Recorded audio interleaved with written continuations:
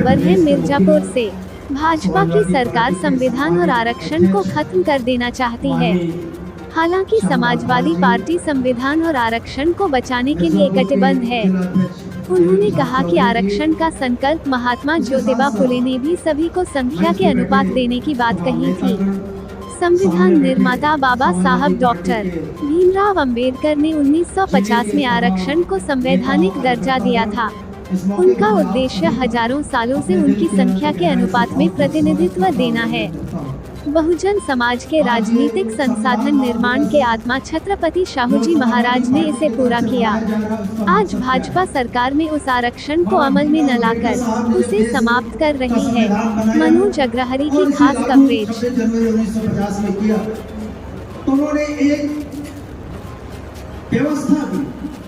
व्यवस्था इस तरीके से दी कि इस देश के अंदर जो छोटे बड़े की गरीबी और अमीरी की जातिगत जो एक खाई थी वो बहुत बड़ी थी, बहुत लंबी थी। उसे खत्म करने के लिए उन्होंने 10 साल का आरक्षण दिया। उस आरक्षण का मकसद था तमाम लोगों को जो पिछड़े और पिछाड़े गए थे उनको मुख्य धारा में लाना। उनके लिए ऐसी व्यवस्था दी गई थी कि अगर 10 साल सरकार ईमानदारी से कोई काम करती है तो ये बड़ी खाई है उसे दूर किया जा सकता है। लेकिन ऐसा हो नहीं पाया और आज तक ये सिलसिला जारी है। इस देश का बड़ा आदमी और बड़ा होता जा रहा है, गरीब आदमी और गरीब होता जा रहा है।